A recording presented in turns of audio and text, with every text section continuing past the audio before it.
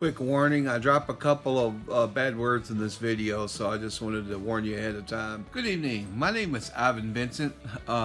Welcome to my channel, ladies and gentlemen, and I figured I was going to take a different approach to tell this story today, and it's a true story, and it happened back in 1974, so I'm going to tell it in a way, and then we'll talk about witnesses and stuff at the end, and but first I want to start the story. These three little kids, right? Brothers, David, me, and Vince, my older brother. Okay, we're all playing in the front yard, and some of our friends came over. There was a girl from across the street. Sorry, my dog's sitting here chewing his bone while I'm telling you the story. Come here. Come here. Well, here, take the bone then. So, my friend Lisa Bell from across the street, and then I had two black friends from down the street named Tara and Kelly Payne. They come over, and this other little kid from around the corner, his name was Jack, and Jack was one of those kids who kind of he was sort of a bully to people, so a lot of kids didn't like being around him. And one of the things my brothers used to say was, he's your friend, right? And they didn't claim him. So anyway, this day we're playing Pirates in the front yard, and I remembered something from, I'll get into that another time too, whether it was from a dream or, but it was this really cool idea. So I said something about it, and my brother said something. Now what he said, in response to what I said, was, maybe you're evil. Maybe you're the evil one, because we'll get into that later.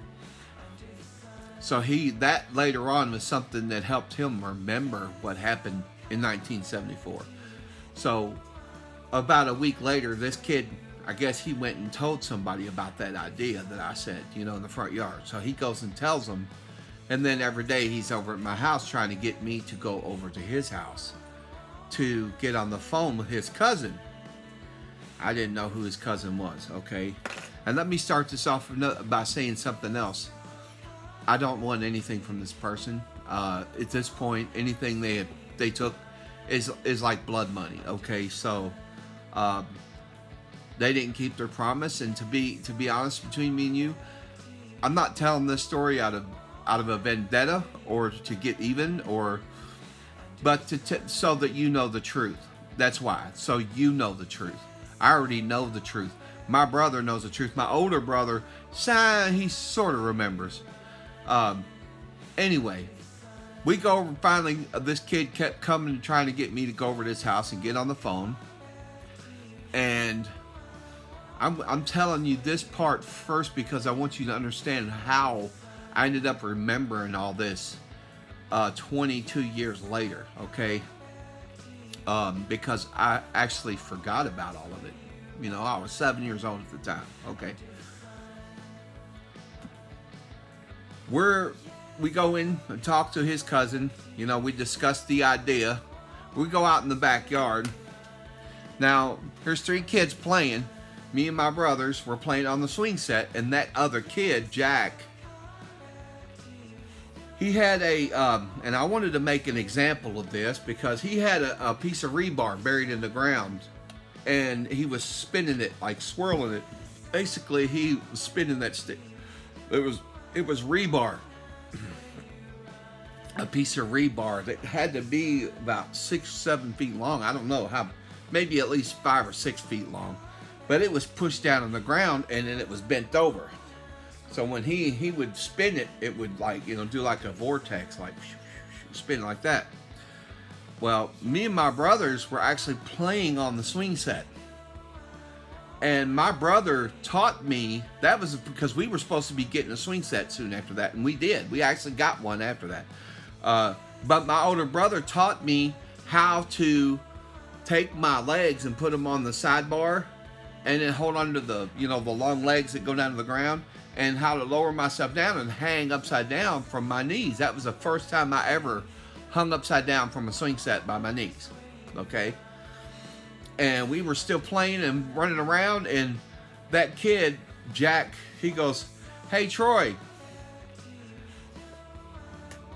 and I'm like, running and playing. I don't know, whatever reason, I ran over at him, and he spun that stick around and it went right in my mouth. Okay, now it took my palate, ripped my palate loose, and pushed my palate all the way back to into my throat, and my palate was torn completely out, almost. As a matter of fact, when I went to the hospital, the doctor said, had it gone a hair further, it would have killed me. Okay, so here's a 7-year-old kid. I was almost impaled through my mouth on a piece of rebar. Now, the most damnable thing happened after that, because my parents, I mean, they were going through a lot at the time. My parents had just divorced. My father was still in and out of town. There wasn't a lot of attention being given to us as much as the problems that were happening, at the time. So I run home, here's blood, it sprayed blood all the way down to my feet. My brothers were still playing on the swing. I don't even know if they saw what happened.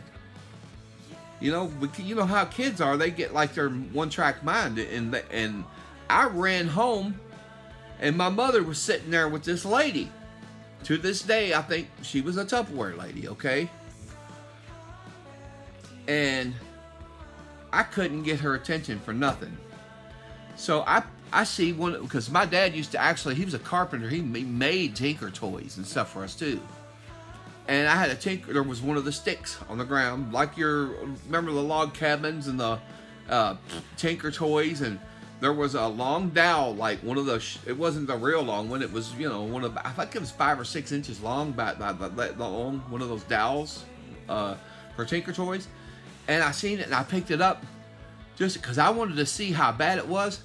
I did like this, and that thing went all the way up past the roof of my mouth, because the roof of my mouth was back here, and except for that bone plate right here in the front, you got that bone plate, but past that, it's your sinuses. Straight, that stick went straight into my sinuses. I pulled it out, it was covered with blood. Okay, this is what screwed me up, but it also helped me to remember later on, because let's just say, I wish I had something that was like a stick here. And anyway, here, we'll just use the pen. Okay, so pretend this was that Tinker toy. It had blood all over it. My mother was sitting where she was sitting. The front door of our house was like right here, and then they were sitting right here. So she would be looking across the living room if she saw me fall. As she saw me fall, she was looking across the living room, and our kitchen was behind that.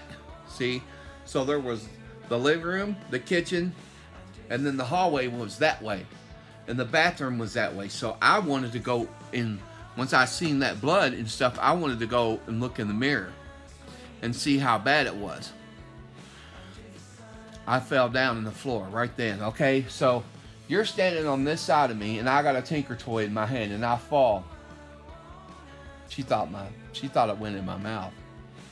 So for all these years, her and my father thought that I fell on a Tinker toy.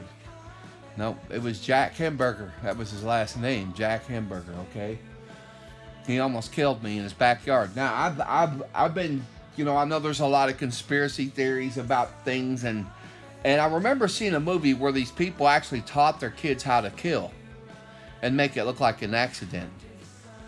And I started thinking about that. I was thinking, it's possible that they took it on purpose, and then took my great idea on purpose and then tried to kill me afterward. I don't know. I mean, it's possible.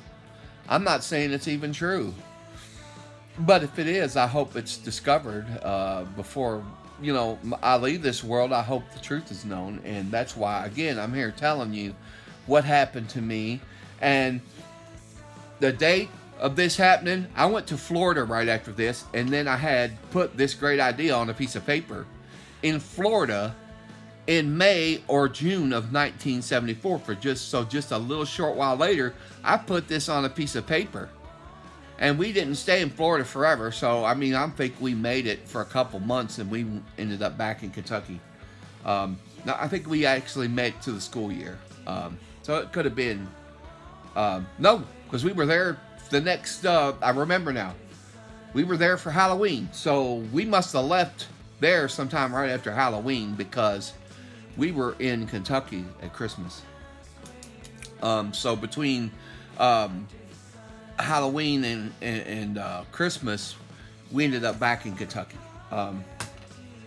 But now I go in the house in Florida, and I'm sitting there because when they took my pallet, they had to take my pallet and pull it up with hemostats back up to the front of my mouth to attach it to that, where the bone is, right there. They had to glue it in, and they used this glue that's like, it's not even like super glue, it's like plastic, really like plastic cement or something, and it's stronger, because for months, I hated the feeling. I'd rub the roof of my mouth, and it just felt like a sheet of plastic, the whole roof of my mouth. It's like a sheet of plastic. Anyway, I'm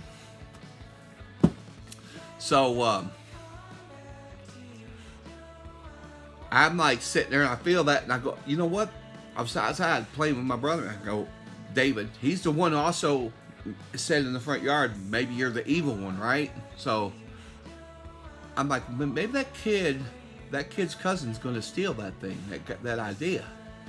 I said, so maybe I should go in the house and put it on paper in Florida in 1974, okay?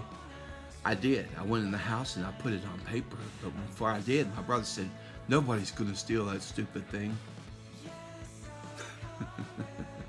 Now, I go in the house, I wrote it, and then I drew a picture of a car that was supposed to look like the Batmobile. And the reason for that being is that when my mother drove to Florida, we went down, we had a Cadillac that my father rebuilt entirely. It was like, I don't know what happened to it or how, but it like almost got cut in half. And it was still like a perfect Cadillac. I don't know how it got that way, but it doesn't matter. He rebuilt it, and he gave that car to my mother, so she had a way to get around with us kids. So we had transportation, right? So we called it the Batmobile because it was black and red, just like a Batmobile. And we actually, I drew a picture on that bottom of that page with that great idea. And then my brothers and us, we had these little red document sleeves.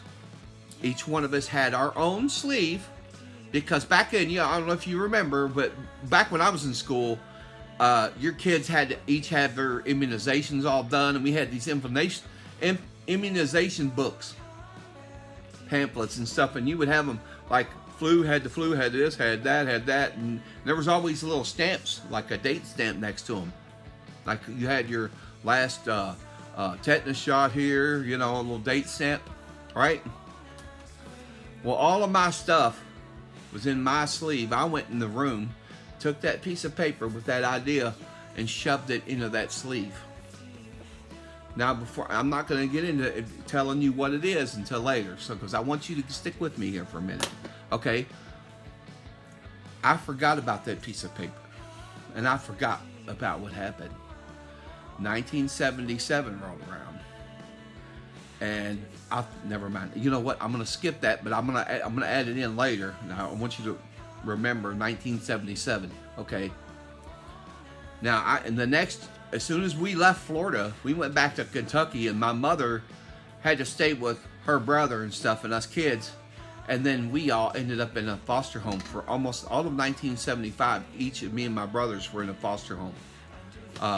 Now, my older brother got separated from me and my younger brother. Me and my younger brother were in the same foster home in Caneyville, Kentucky. A woman, I loved her to death. To be honest with you, she was like another mother to me. Her name was Elma Blaine. Sorry. I just wrote a book and I put her in it, so her name was Alma Blaine in the book. So sorry, I called her Elma Blaine. Her name was Alma Blaine. Her name was Elma Blaine, and her husband's name was Jesse. And they had a son named Denver. And I went to church every Sunday when I lived with her. And You know, she taught me a lot. And I always wanted to go back and find her, and I didn't. And you know, my father got us out like not long before Christmas, and I think maybe in October again. It might have been about October, so not a fancy month. But he got us out, and then I think it was when I went back to see her. That was 2000, and I went down and I took my little nephew Davey, and she remembered David Jr. Dave, my dad, or senior, my brother, because she took care of me and my brother. But I took his son down, so she got to meet his son, but she didn't get to see David again. And then she passed away not long after that. But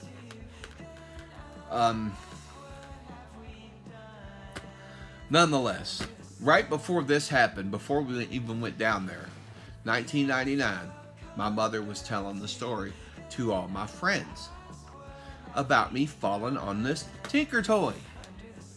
I'm like, that is not what happened. Now they acted like it happened another time too, so it's possible I could have done it twice, and I did it on Market Street when we lived on Market Street.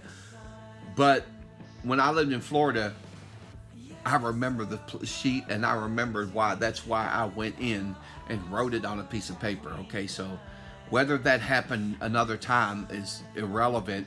That I fell on a stick some point at another time, I don't know, because when I was after I pulled a coffee percolator down on me. Okay, when I was like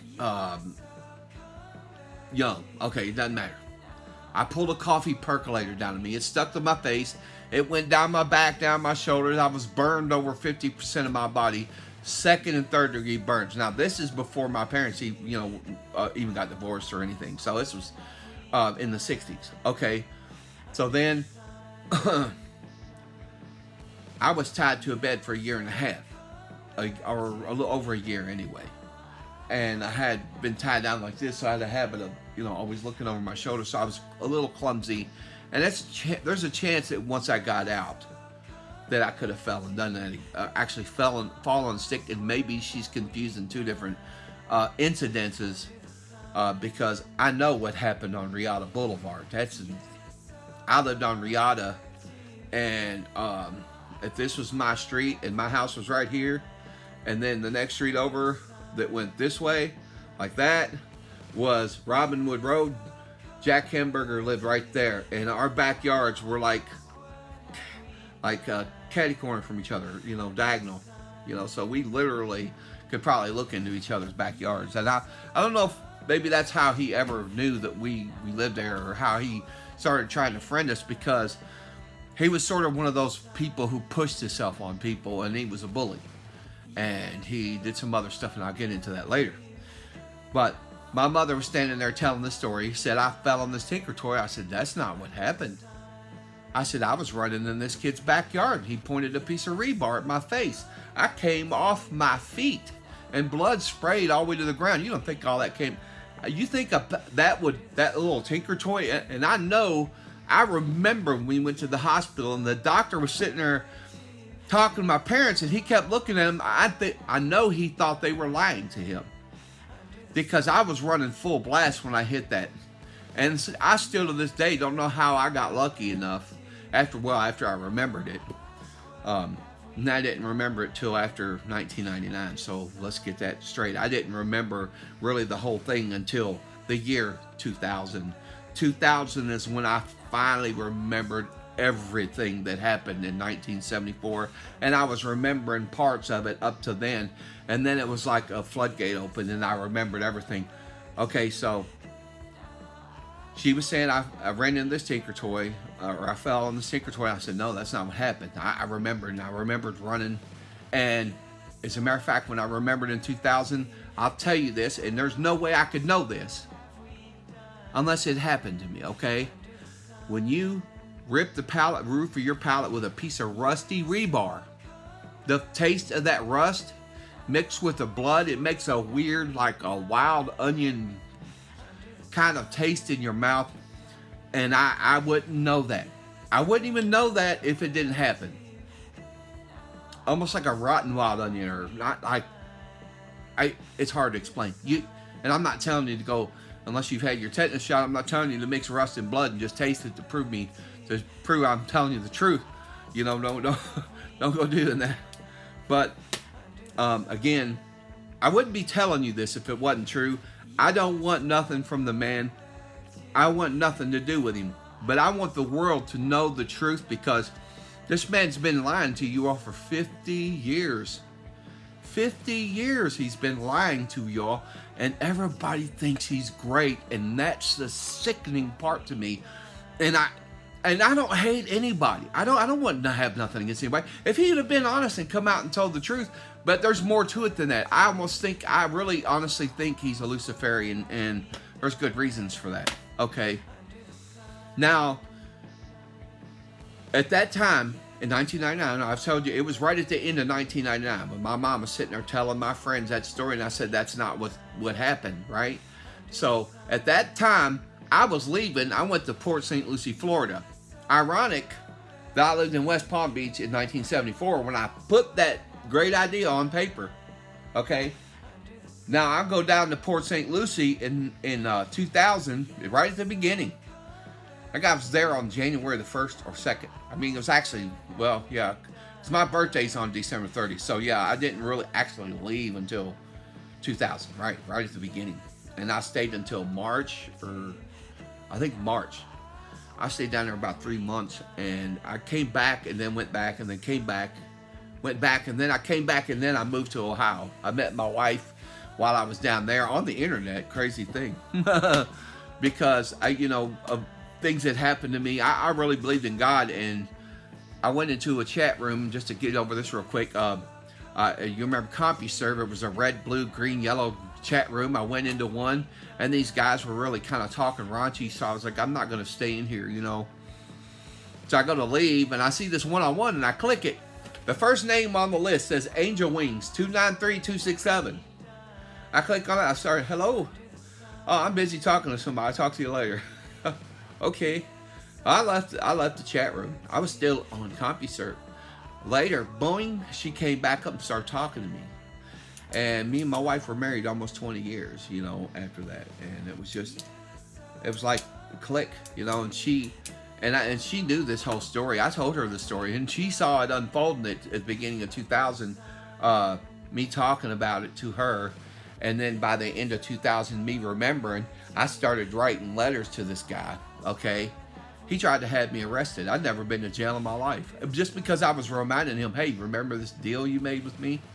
Because he did. He made a deal with me. He made a deal with a 7-year-old kid, and he lied to a kid's face. I'll get into that in a minute, okay? So like I said, I went down to Port St. Lucie. I was taking care of my mother's godfather. His name was Dr. Roland Gessert. Used to work for Upjohn, all kinds of big government corporations and stuff, and tested. I think he tested medical marijuana on monkeys, if I remember correctly. He was one of the doctors that did that. Dr. Roland Gessert. And I took care of him for a while. I was cooking, doing stuff for him. And I came back up to Louisville. And me and my mother were going through paperwork. And then we pulled out these documents. And I pulled those sleeves out. Me, my brothers, and my brother Vince, and my brother David, all three had one. And I pulled mine out and opened it, and I pulled this piece of paper out. And there it is. The great idea, and then a little card that looked like the Batmobile that I drew from 1974, okay? I'm like, what is this? And she goes, oh, Davey drew that, my nephew. No, he didn't. My nephew Davey would not have drawn a picture, and went into the room, found this document sleeve in the bottom of her drawer, and shoved his document in my sleeve.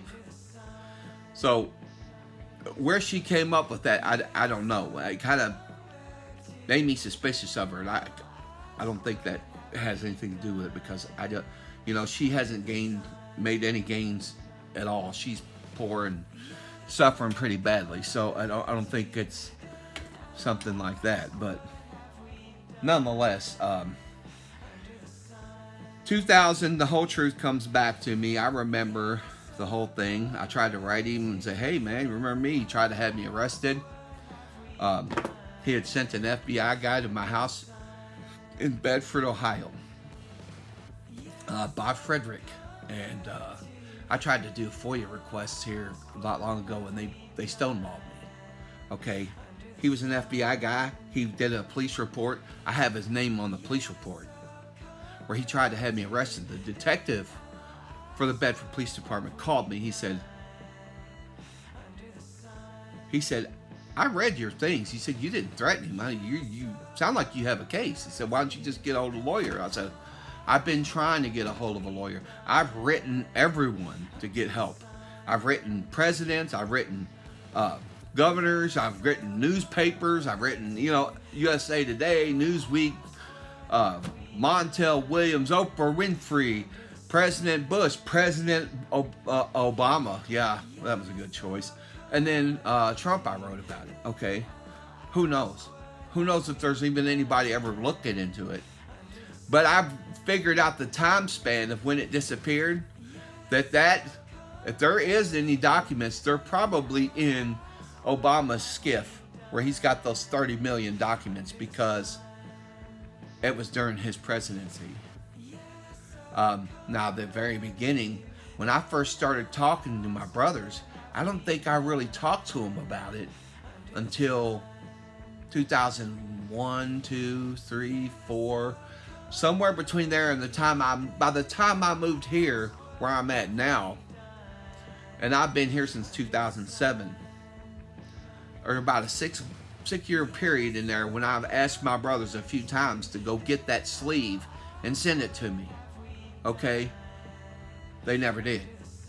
And I go down in 2015, it's gone. It's gone. My brothers are both still sitting there. Mine's the one that's missing. So, here's the thing.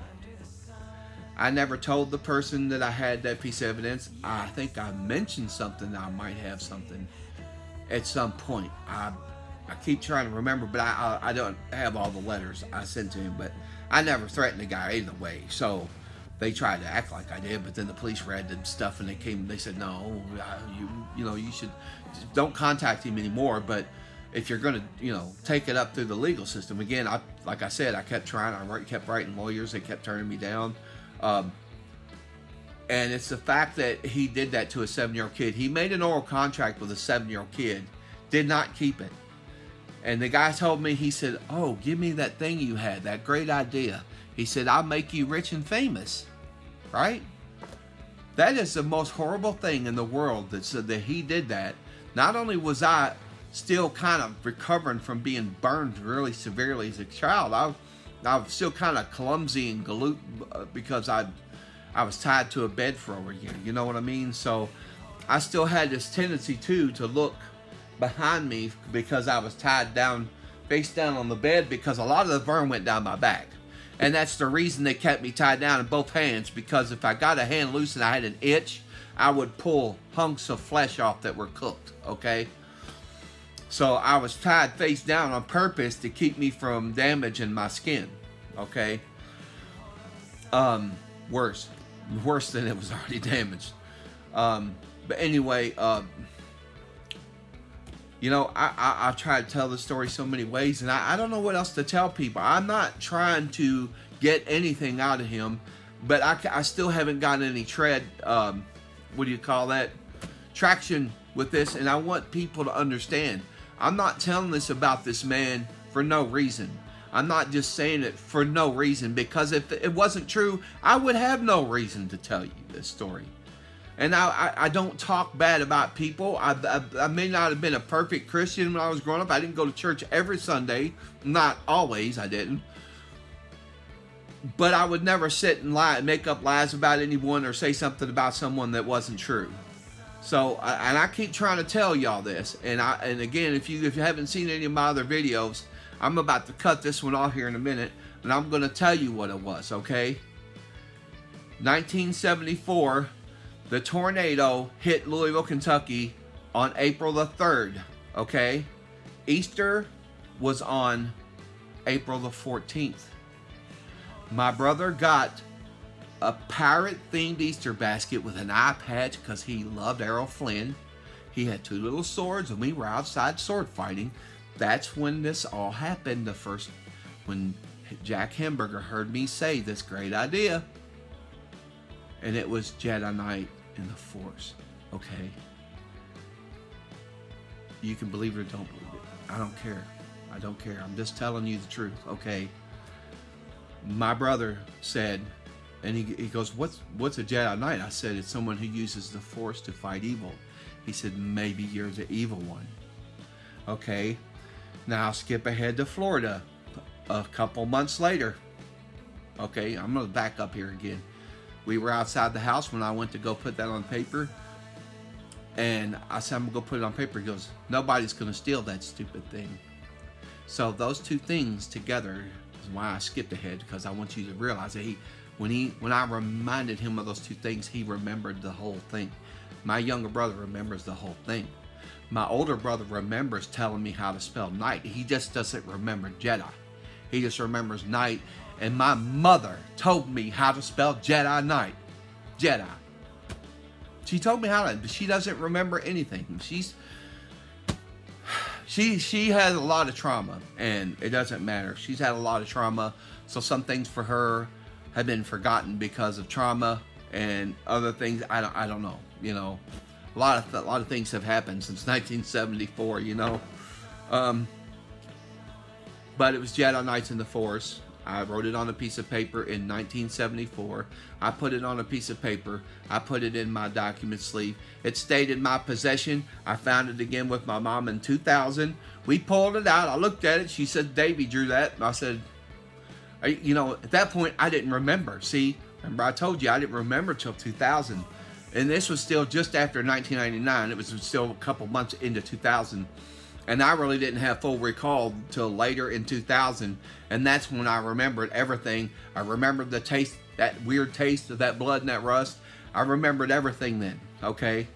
And I that's when I started trying to write him, and he tried to have me arrested. I contacted the Louisville Public Library, got copies of the Suburban Directory showing who lived, because I was looking for somebody named Lucas in one of those 3 houses there. Because I wasn't sure which house it was at first. So I kept looking for a Lucas right there, right? Because I was over here and he was over here, around the corner, right? So, that one, like I said. And there was nobody named Lucas. And I said, well, I kept looking at the houses. I said, it's this house right here, 5707 Robinwood Road. And I noticed that the name changed because he didn't live there that long. So there was a guy named, I forget what his name was, that lived there before. But then Jack Hamburger moved in. And he was actually Jack Hamburger Jr., the kid that almost killed me with the rebar, Jack Hamburger Jr. Okay? So there was 400 feet, if you measured it with the map quest thing, 400 feet between our doors, okay? The man just sit there and lied to me on the phone when I was 7 years old. I mean, he's the one who got his cousin, Jack Hamburger, his cousin, to come to my house every day, bugging me. Hey, my cousin wants to talk to you on the phone. After that, Pirates, when I said I'm a Jedi Knight and I'm going to use the Force, he heard it. He went and told George Lucas. George Lucas was, hey, go get him on the phone. You know, get him on the phone. Okay, gets me on the phone, tells me he's going to make me rich and famous, and then his cousin almost kills me in the backyard. Was it an accident? Mighty convenient if I would have died there and impaled through my skull, in his backyard. And nobody would have ever known anything. Can you imagine if I would have died then? Nobody would have ever known this shit. That's why y'all don't understand why I'm pissed about this, even now. 50 years afterwards, I'm pissed about it because nobody's hearing me talking to you. I ain't making this up. I'm not talking about, you know what? Here's the funny part. Remember what I said, remember 1977? My father took us to see Star Wars. And I'm sitting there in the theater with Dad. We waited in line just like everybody else, like hour-long line, hour-long wait. We had to wait for hours to get in. Okay, So we get in there, and I'm sitting right next to my dad. He's on my left side right here. You know, I look up at him. I said, Dad, isn't that mine? Oh, no, that's his son. That was the last time I remember. From 1977. Remember what I said, till 1999. My mom started telling that story. But I still didn't remember then. Again, as I told you, I remembered everything in 2000. And that's when I started trying to tell the truth. He tried to silence me. I started making videos in 2014, and I mentioned that paper. Okay, that's the first time. So then I said, well, maybe I better go down and get that document sleep. Of course, I never said where it was. Here's the tricky part, okay? Now, you remember, my brothers did not remember any of this after, 1977. I'm sure they had already forgotten about 1977, because it was, it happened in 1974, and we were all kids, So, when I remembered in 2000, I started telling them things, because I remembered, and I started, hey, remember this. Oh, yeah, I remember that. How do you remember that? So that's how, and then me telling him about him saying that maybe I was the evil one, and nobody's going to steal that stupid thing, so then he remembered, and I explained to my brother how we were sitting in the kitchen, and I remembered something that had just happened before that, Fruity Pebbles and Cocoa Pebbles. Sounds like a nothing burger there, right? But back then, everybody, all of them had toys, and my mom had took us all to the store, and we all three got our own box. I got Cocoa Pebbles, and my two brothers both had Fruity Pebbles, okay? And there had these, those claw things where you open them and they reach out and grab. That was the prize that was in it. As I remember them sitting on the table when I was sitting there drawing the little card, Jedi Knights, the little grabby hands, because it was like it extends out. It's like scissors, but then they go out and grab. Okay. Anyway, I put that piece of paper away, and again, like I said, I found it in 2000. I still didn't remember till later in 2000 when me and my wife were already engaged to be married, and we got married in April of 2001. He sent an FBI agent to my house in 2001 to fill me out and acted like he was looking for someone else. Bob Frederick, same guy I told you. Okay, his name was on the police report. I got copies of the police report. Okay. Then he tried to later have me arrested because I kept writing. I was like, you don't think you shouldn't feel bad that you did that to a 7-year-old kid? You left, I was in the foster home the next year. I mean, I know by then, it was 74 when he stole it. By 75, he still had not made Star Wars, or he was probably working on it. But he finished the manuscript in 1974. And that's the first time you seen Jedi Knight was in that May 1970. Coincidence? It's not.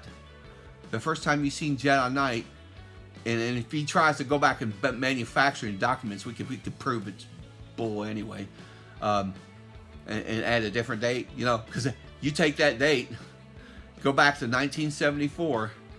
It was, like I said, we were playing Pirates after Easter. Okay, it was that week, Easter Sunday. We never went out and played with other kids and stuff. So that was the 14th of April. The end of that week was the 20th, I think. 20th. Here, you know what? I'll look at here. Hold on a minute. I'll pull it up because I got the calendar right here for 74.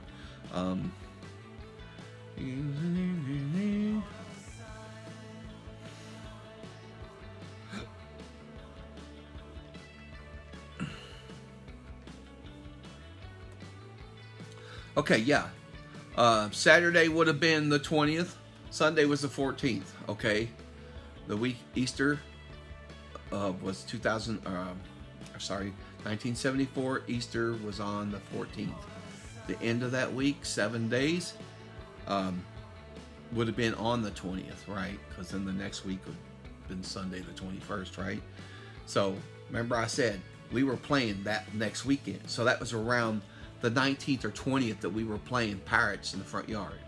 Then the next week he was bugging me. And I know we left for Florida in May because we left from school early. So I know for a fact we left for Florida in May. So the time that he must have stole. So the time that he stole Jedi Knights in the Force from me was on the 26th or the 27th, and I'm pretty sure exactly one of those days. As the same day that Jack Hamburg almost killed me with that rebar. April the 26th or 27th of 1974. And then his first eyes only thing for Star Wars was for May of 1974. And that's the first time you hear him mention Jedi Knight, because he already stole it from me. See, the next year I was in a foster home. The next year after that, I was living in the ghetto with my mom, because my mother and father were like both struggling at that point. We lived, I mean, there were times that I lived in the ghetto, like next to the projects, and I was poorer than the kids in the projects. But this man takes Jedi in the Force, he made $5 billion off the sale of. But there's a story behind that, and I can get to that here in just a minute. He made $5 billion selling his franchise to Disney, okay, Star Wars franchise. Then he called them white slavers. Why would you call somebody a name who just bought something from you that you were selling?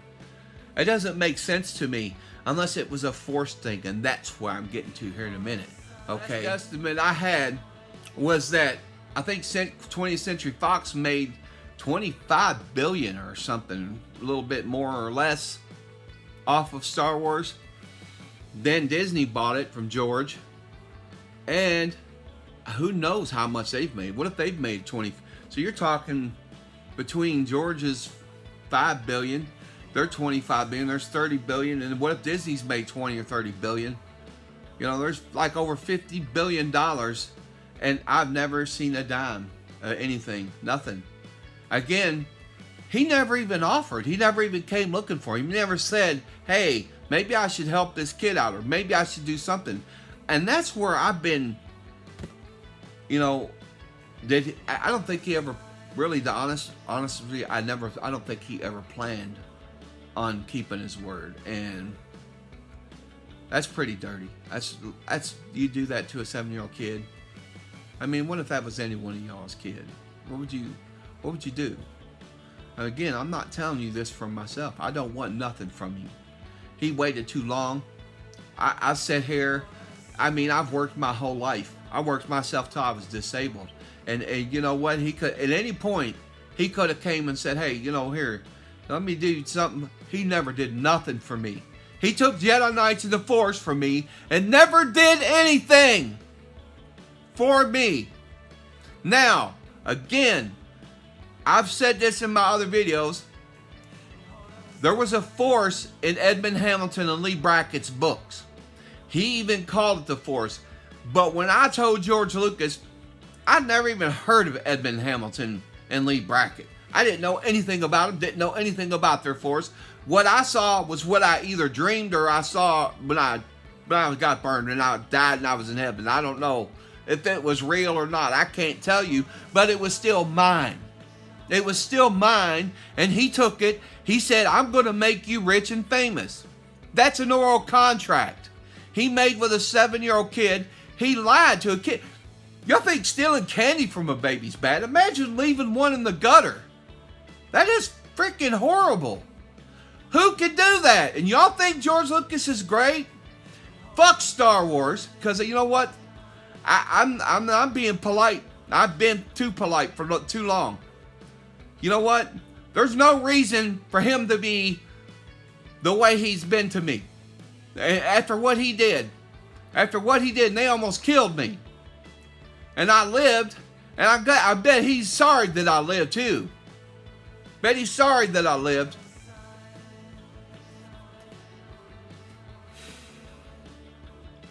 I lost my wife. My wife was always worried he was going to do something to us. And she died from birth control pills, so you don't have to worry about that. She had a pulmonary embolism in August of 2020.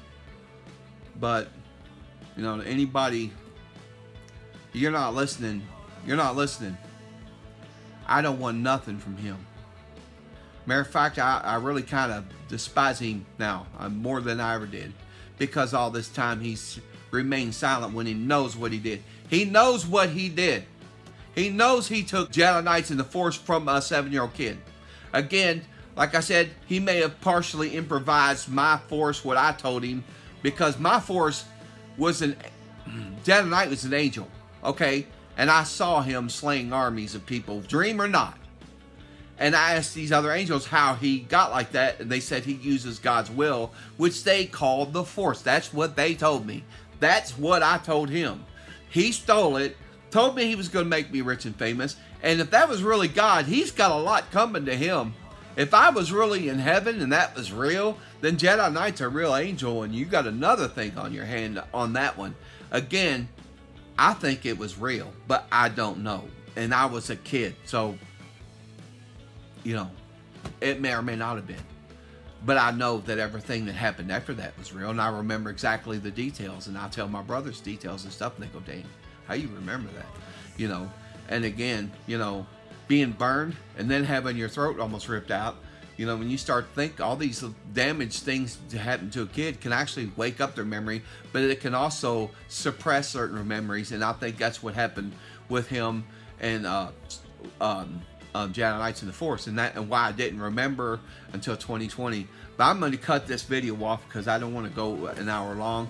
But I wanted it to be long enough for me to really express to you, you know, I'm not happy with what he did. And I think, you know, what he did was abominable. And to me, the fact that he used it in this great movie, everybody loves Star Wars. There is no, and you know, I loved it too when I was a kid. Again, 22 years before I remembered, started to remember, because I started to remember 99. I didn't get the full recollection until 2020. Again, or 2000, sorry. 2000. Okay, because I moved to Ohio in 2000. I hope I haven't been saying 2020 all along. 2000's when I moved to Ohio. 2020 is when my wife passed away, okay?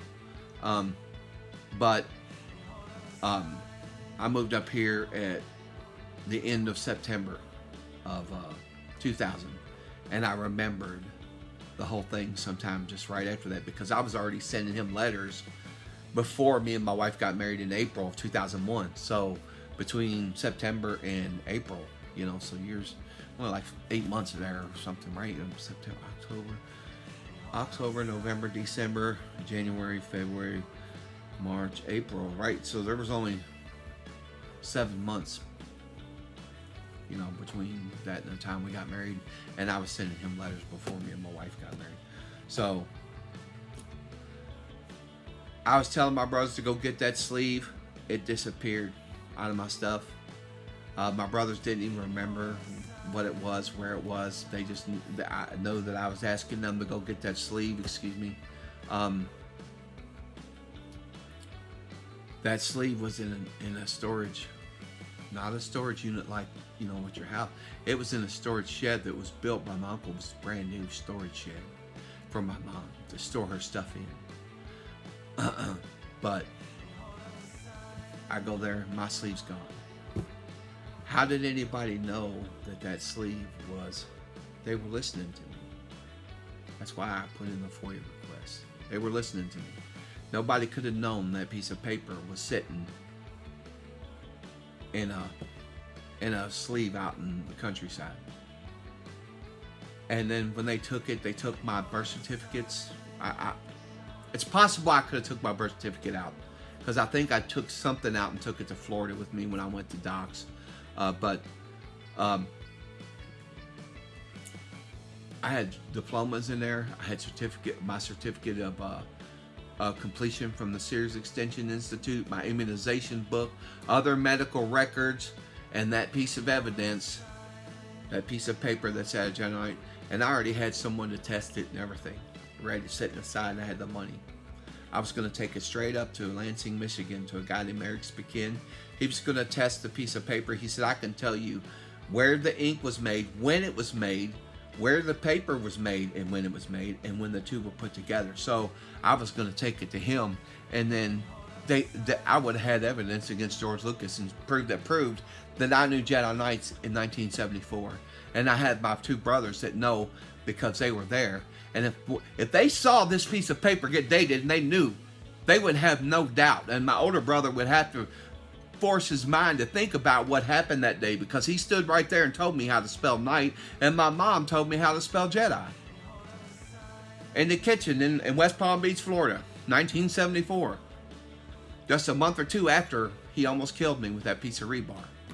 Because that plastic stuff stays in your mouth a long time. And I remember feeling that for a while after that. And that was annoying, to have the roof of your mouth feel like plastic.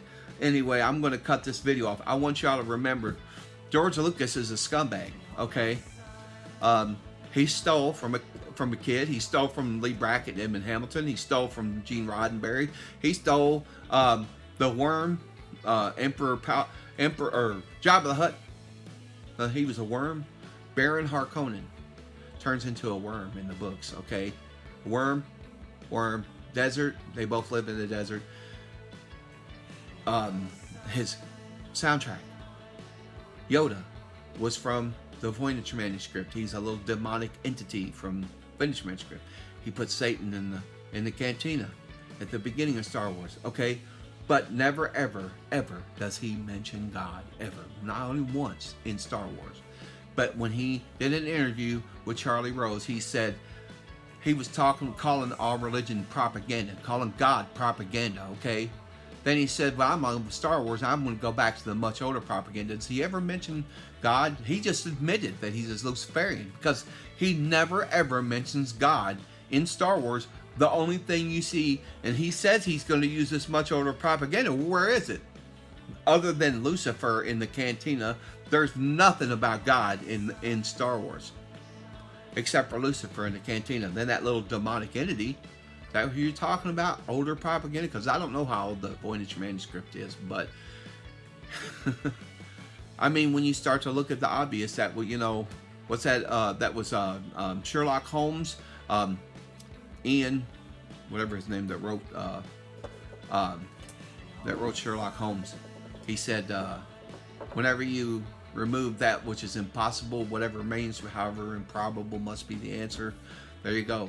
You know, I wouldn't be making this up about anybody. I don't hate anybody in the world. I don't want to see anybody suffer. I want to see him tell the truth. I would prefer him to tell the truth, and then we can get past this, because I wouldn't hate somebody if I didn't think that what they were doing was abominable. Really, to do that to a minor and then leave the minor in the gutter, basically, and did not even care that he lived a horrible life. Really, my childhood was terrible, and I can go on and tell you all kinds of stuff that happened as a kid. But I'm not here to tell you my life story. I just want you to understand, George Lucas is corrupt. He stole everything from everybody to make Star Wars, and then didn't give any credit. He didn't even want to give credit to Lee Brackett, who ghost wrote. From what I understand, I think she ghost wrote probably enough material for the first 6 Star Wars movies. But I know the first 3, at least, were all probably ghost written by her. So I'm just still puzzling what he said to her when he came in and said, put Jedi Knight, yeah, he uses the Force. Yeah, I can't imagine what she was thinking. And it's kind of convenient. She passed away right before the release of Empire Strikes Back. Her husband, Edmund Hamilton, passed away just before Star Wars was released. So, you know, believe what you all want. Again, I'm not asking for nothing. George Lucas took Jedi Knights from me. Now, whether he took the Force from me or he took it partially from Edmund Hamilton, Lee Brackett, he took Jedi Knights from me. And then he told me he was going to make me rich and famous as a 7-year-old kid and left me in the gutter, okay? Basically. And so he has no heart. And for somebody like that, for you to love Star Wars, you got to look at the foundation of what it was and what it was built on. It was built on corruption. And if you love it, then you have to answer to God for that, okay? It's not me you're going to have to answer to in the end, you know? Even if I was mad about it. So, again, I wanted to bring up this from the last video. It's probably going to end up being an hour long anyway. This thing from Zechariah 5:1-4. When I turned my eyes and I saw there a flying scroll, and he said, "What do you see?" I said, "I see a flying scroll. Its length is 20 cubits, its width is 10 cubits. This is the curse that goes out over the face of the whole earth." Now I was thinking about this.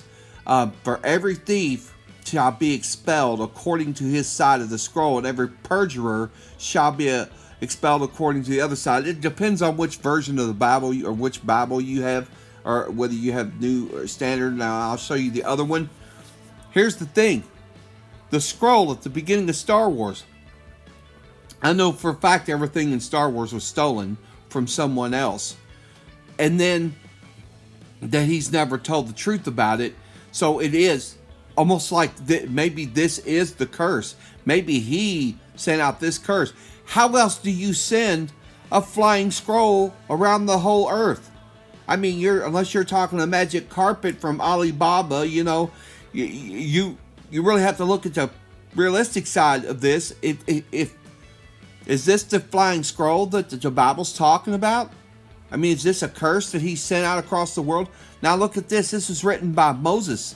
It says about lying, stealing from your neighbor, and swearing falsely. And the Lord spake unto Moses. So this is the same thing. And it's saying when you've taken away, that you should restore what you took, and a fifth part more there too. So they're saying that you got to not only make it up, you got to tell the truth about it and make it up to them. More quick note, I'm still fighting to keep my condo at least till I can get it fixed up and put it up for sale. I've been trying to get it all arranged again and cleaned up, and my mortgage company may help me, but I just want to let you all know. So if you don't see from me or hear from me for a while, I may be in the process of moving, so just to let you know. Oh, and my third book, Time Upon Time, is up on Amazon, Barnes & Noble, through Drafted Digital. Drafted Digital does Kobo, Rakuten, several other booksellers. And why don't you all, if any of you, I'm not saying any of you are going to meet George Lucas, but if you do, pressure him to tell you where he learned Jedi Knight from. Thank you all. Have a good evening.